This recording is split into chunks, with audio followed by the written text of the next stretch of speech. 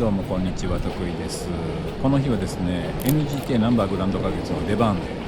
その合間にですねちょっとお昼ご飯を食べに行くんですけど、今日はねこんなラインナップです。豪華なラインナップ NGK、10時50分ですね。ここ楽屋のソファーです。ここでよく寝てます。はいで食べに行くんですけど、これ道具屋筋っていうねナンバーグランド花月の本当にもう真横ぐらいに、このいろんなプロの人が使うような道具がねたくさん置いてある。包丁とかね、たこ焼き器とか、こんなんがいっぱい置いてある道具屋筋っていうのを通りまして、で抜けてこちらとんかつカレーかつや。これ私大好きなお店で、本当に大好きなお店なんですけど、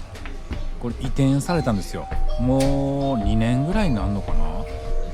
で以前のお店にずーっと通ってまして、もう何十年も通ってまして、でそこが移転、前のお店がですねめちゃくちゃ本当に昭和レトロ、大正レトロぐらいの感じのすっごい味のある店舗だったんですけど、このメニューは以前からあるメニューですね。このカツカレーが大好きで食べてたんですけど、それが移転されて、多分建物の、ね、老朽化で移転されたんですよ。でこの場所に移転されて、割と前の店舗から近くなんですけど、これ福神漬けっていうとこれが前の店舗の時に多分2本ぐらい動画出してるんで覚えてらっしゃる方もいるかと思うんですけど、このカレーが好きでですね。でまだこの店舗になって、でも以前の店舗からすぐ近くにねこれ移転されたんですけど、この店舗になってまだ行ってなかったんで、行きたいなと思いながら行ってなかった。でついにね行きました。ちょっと前の味と変わってないかな、どうかなみたいな感じでドキドキしながら一口目食べまして、この味と、味の方は移転されましたけど、味の方は以前と変わらぬ美味しさ。そしてこの真っ赤な福神漬けね、たまりませんね。だから前のお店で働いてたこれ多分ねご家族で確か経営されてたと思うんですよ。でお母さんがね長年やってらっしゃって、お母さんというかおばあちゃんというかやってらっしゃったんですが、おばあちゃんはもう今引退されてるのかな。お店にはこの日はいらっしゃらなかったんですけど、またここがね割となんかこの辺日本橋ではないんですけど、この難波元町という場所なんですけど、オーキャットっていうね大きいターミナルの近く近く、要は難波エリアなんですけど、こっち側が割となんかミリタリー系のね、なんかモデルガンとかそういうサバイバルゲームとか好きな人がなんかモデルガン買いに来るお店とかも近くにあったりとかして、なかなか面白いエリアなんですが、このバーって店がいっぱいある日本橋とはちょっと外れてるところなんですけど、相変わらずねやっぱりこのかつやのとんかつカレーの味を求めてね、近くのサラリーマンの方とかが来ていらっしゃいます。僕の作ってるこじらせカレーも割とこのかつやさんの味も参考にしながら作らせていただいてですね、やっぱ僕もカレー屋さんでいうと日本で一番ここが好きなんですよね。このねなんかね今要は最近の流れで言うとスパイスカレーとかね、ほんとスパイスにこだわったカレー、昔っていうか去年か、中志がキャンプの時に作ってくれたやつもスパイスカレーで、要はインドのこのスパイスを自分で調合しながら作っていくカレー、ああいうカレー割とね最近流行ってますけど、あれはあれで美味しいんですけど、中志のカレーもめちゃくちゃうまかったんですけど、ここのカレーはね本当に欧風カレーの流れなんですけど、またねそれとも違うこの日本のカレー、日本にしか多分ないんじゃないかな、この感じのカレーはっていうカレーなんですよね。なんかこう辛みは抑えながらこの深みがあって甘みがあってどこかに酸味を感じるようなカレー、本当に懐かしいようなね、なんかこう深いカレーなんですよね。でこちらはこのカレールーがね、一応この前の店舗のお店の壁とかにいろいろ貼ってる資料とかを見たら、確かですよ、福井県に工場があって、その工場でなんか23年かけて寝かしてフルーツとかいっぱい使って寝かしてるルーを使ってらっしゃるみたいなの確か書いてましたね。はい。このカレーそんなに辛くないんですけど、私ご飯を食べると絶対に顔だけに汗をかくっていう体質なもので、タオルで拭きながら、今治タオルですね。コンビニにも最近ね売ってますから、今治タオルが。はい、それで拭きながら食べます。これも福神漬けをねたっぷりいきたいところなんですよね。でこのカツがね、またこの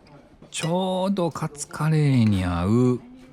厚みなんですよ。これやっぱ厚すぎるとね、カツが勝ちすぎるんですよね。なんかとんかつとカレーを食べてるような感じになっちゃいがちなんですけど、ここのね厚みがね抜群で、本当にちゃんとカレーと調和するというかね、ご飯とカレールーととんかつを食べた時に本当に綺麗に三位一体となるんですよね。この厚みは本当計算された素晴らしい厚みですね。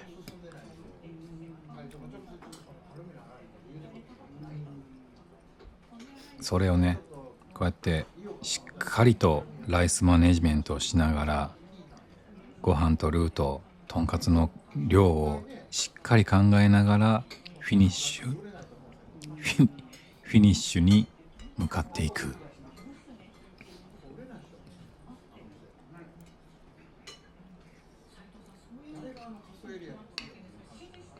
だから時には今のようにね、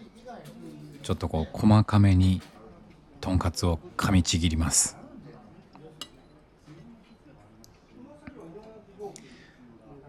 NGK の合間の昼ご飯としてはもう僕はここが一番好きですね。なんかねえ、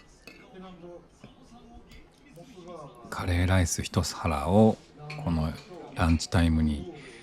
カレーライス一皿に集中していただくというこの感じ、いいですね。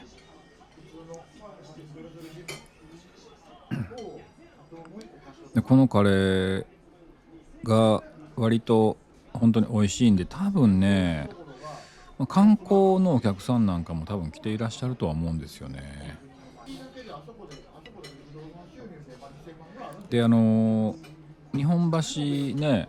海外の方なんかもすごい多いです。やっぱり電気屋さん街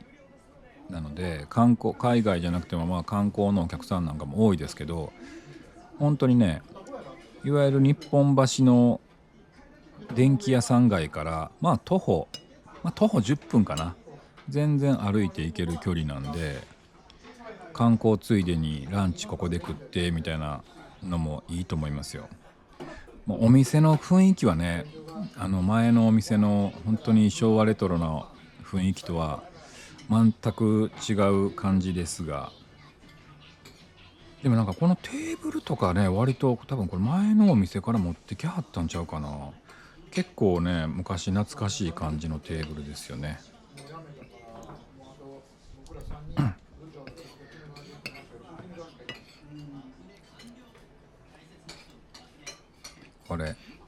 この日も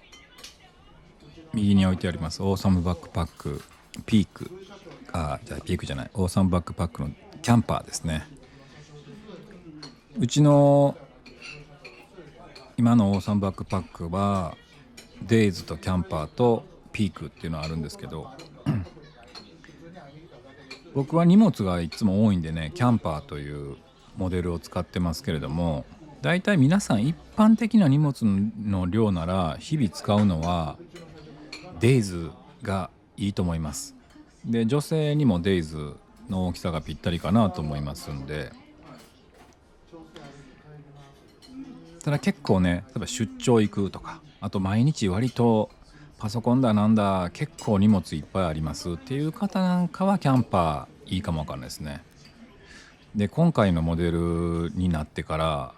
本当にキャンパーもデイズももうめちゃくちゃ背負いやすいんですよ。このショルダーのベルトもいろんなところをちょっとマイナーチェンジしてるんですけど、